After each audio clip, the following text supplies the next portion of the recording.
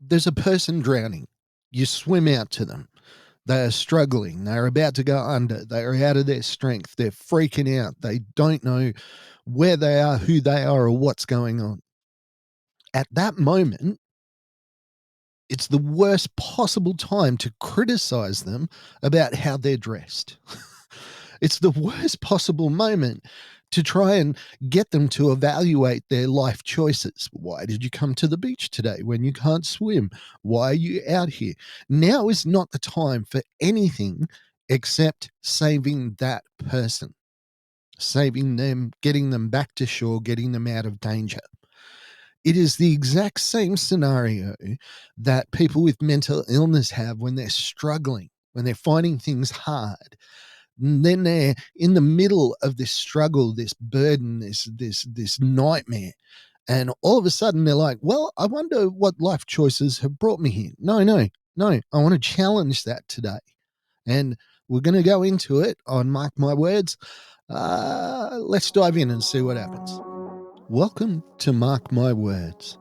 Mark My Words is the story of my journey from a place where I was shattered to where I could live again.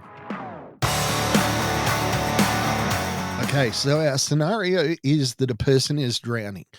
They are struggling. They are freaking out, which most people do when they're drowning. Seen a lot.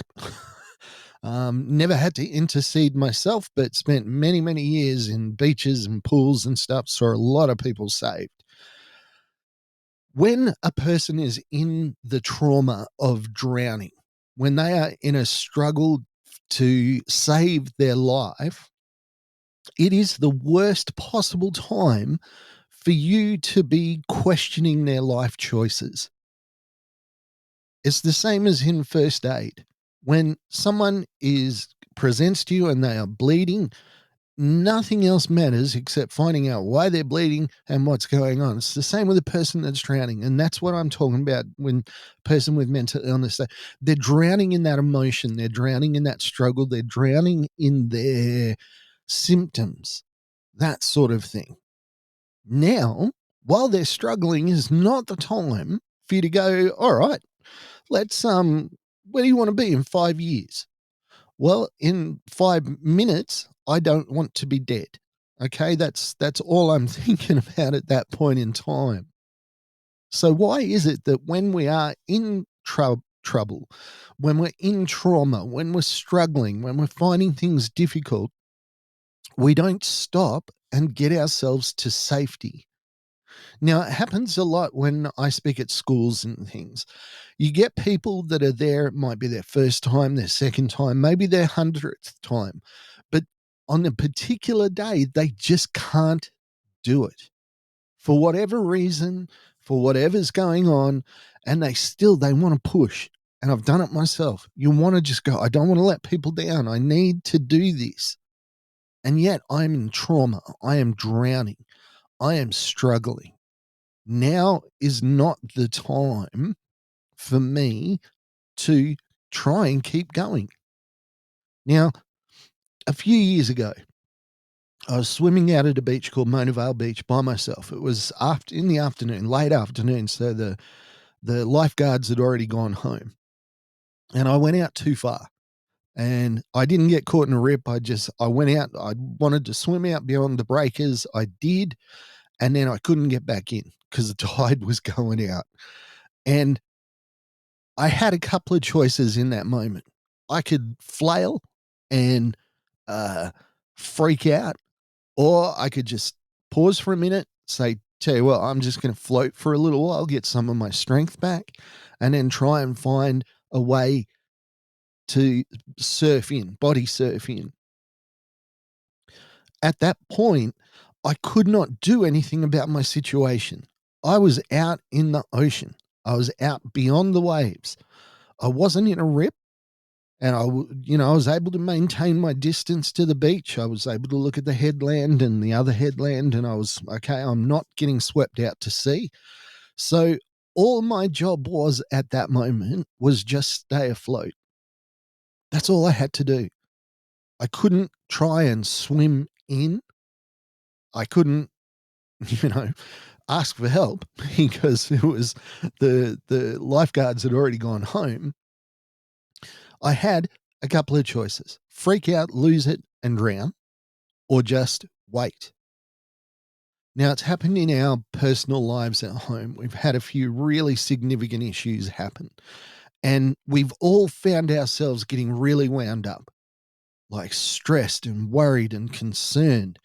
And my mantra has been take a beat, take a breath, step back. Now is not the time to sort this out. Give yourself some space. Give yourself the opportunity to get your head above water, get you so that you can be calm and you can look at problems the way that they need to be looked at, which is in the cold light of day. Okay, this is a problem. How can we get a solution to it? Take the emotion out of it. Let's just find this solution. Now, for somebody with a mental illness, this is incredibly difficult, but it's also difficult because nobody says it like this. Nobody says when you're drowning, stop freaking out, do what you can do, which is float or stay afloat, and just wait. Wait for a opportunity to signal for help, to uh, gather your strength. Don't fight against your situation. And so often we're in a position, in a place, in a time, in a situation where we are banging our heads against the wall and we're fighting our symptoms. We're fighting our, our entrenched mental patterns, and we're getting to a point where we are panicking, we're freaking out, and it might not be a panic attack, but you know what it's like when you've had a day and you've just like something else happens and you just, what am I going to do about this? Now is not the time to sort that out. Now is the time to stop and go, you know what? I got to take care of myself. I've got to take a moment to go, you know what? I don't need this. Whatever it is that's going on is not as important as your mental health. Whatever is going on. Now you might say, Mark, well, it's my job or it's something like this. I can tell you for a fact that to push against a workplace situation, a place that is unhealthy for you, that is pulling you down, it is going to make things worse if you persevere. Now, all got responsibilities, and I get that. And I understand that, many people out there are one paycheck away from being homeless. But there's always a way for you to take a breath, just to step back. Now, in Australia, for those that are listening overseas, we have a really, really great system of being able to take a sick day. And it's not onerous and it's not a struggle. And most of our bosses, all the bosses that I've ever had, are so afraid of what the government will do to them if they try and make somebody come to work who is ill, that they won't do it. I've lost jobs. I've walked away from jobs. I've walked away from jobs that I love.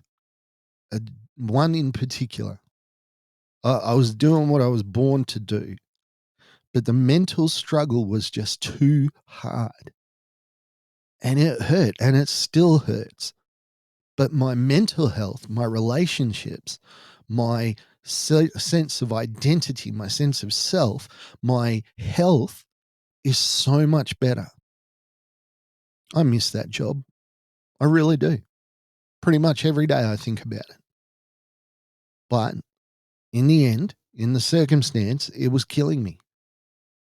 And I'd done that before. I worked my tail off at a job that was bringing me in more money than I'd ever seen in my life. And I persevered at it because that was what I was thinking about, was the money. I ended up having a breakdown. I ended up having a suicide attempt. All because I didn't recognize that I needed to step back. Now, it doesn't have to be a life choice to step back, like, oh, I'm going to quit my job.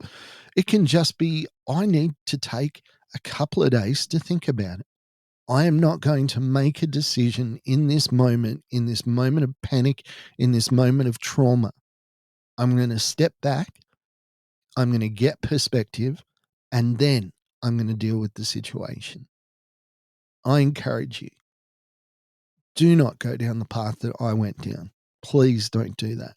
Take care of yourself. Look at the signs and know when it's time to step back and just take a beat. Thank you for listening to Mark My Words. I'll be back with you next week. I'll be posting the radio show. We're on 2XX. We're doing a show. I'll be letting everybody know about that pretty soon. The second book, nearly finished. Struggling a bit at the end because it's the story of my time working with people with disabilities. It's a very triggering experience for me to try and write it, but it's definitely on its way. Like, share, subscribe, all that sort of good stuff. If you can, if you can't, doesn't matter. Have a great week. Bye for now. Thank you for listening to Mark My Words. I'd like to thank my producer, Meredith Brosnan, and also Torian, Kevin, and Lorraine. And I can't forget the band Adelaide, who allows us to use their song as our theme.